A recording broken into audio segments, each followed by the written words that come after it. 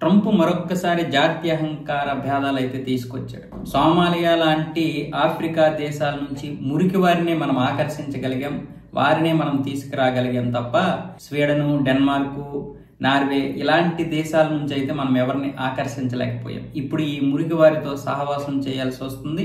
అయితే ఇప్పుడు మొట్టమొదటిసారి రివర్స్ ఇమ్మిగ్రేషన్ జరగడం వల్ల ఎంతో మంది వెనక్కి వెళ్ళిపోతున్నారు. చాలా మందిని మనం అడ్డుకోగలుగుతున్నాం. తద్వారా మన అమెరికన్లకి ఉద్యోగాలు దొరుకుతున్నాయంటూ కొన్ని ఈ వర్ణ అహంకారమైనటువంటి వ్యాఖ్యలు చేశాడు. అంటే భారతదేశంలో కుల వ్యవస్థ గురించి ఏ విధంగా అయితే ఉంటుందో అలాగే అమెరికాలో వర్ణ వివక్ష ఉంటారు. ఈ వర్ణ వివక్ష గురించి గత 300-400 సంవత్సరాల క్రితం నుంచి కూడా యుద్ధాలు జరుగుతున్నాయి, కొట్లాట్లు జరుగుతున్నాయి. ఇప్పటికీ అక్కడ గన్ కల్చర్ లో ఎక్కువగా నేరాలు జరిగేది ఈ వర్ణ వివక్షలోనే. 100 నేరాలు జరిగితే అందులో వర్ణ అహంకారంతో ఇంచుమించు 26% నేరాలు జరుగుతున్నట్లుగా అక్కడ అమెరికా భావిస్తుంది. ఆ నివేదికలు కూడా అలాగే చెబుతున్నాయి.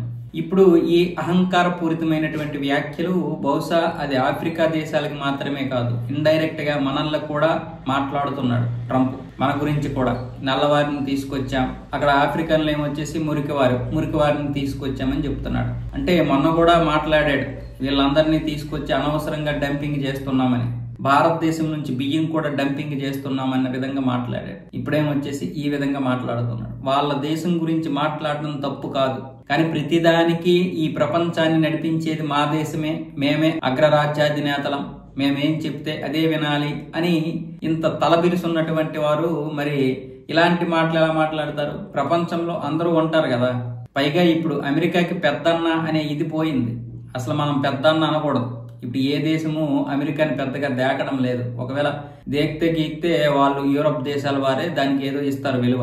మిగతా మన ఆసియా దేశాలు అయితే మాత్రం ఏ దేశానికి ఆ దేశమే ఎదగాలని చూస్తుంది. అయితే అమెరికా కింద మోచేతి నీళ్లు తాగే వాళ్ళు చాలా మంది ఉన్నారు. పాకిస్తాన్ లాంటి దేశాలు ఉన్నాయి. కానీ ఇప్పుడు స్వతంత్రంగా కూడా ఎదుగుతున్నటువంటి దేశాలు ఉన్నాయి. నువ్వు స్నేహం చేస్తే నేను స్నేహం చేస్తా, నువ్వు మిత్రత్వం పెట్టుకుంటే నేను మిత్రుడిగా ఉంటా, కాదు కూడదు శత్రుత్వం పెట్టుకుంటానంటే నువ్వు నాకు శత్రువే, నువ్వేం పెద్ద తోపుగాడువు కాదన్న విధంగానే ఇప్పుడు ప్రపంచం వ్యవహరిస్తుంది.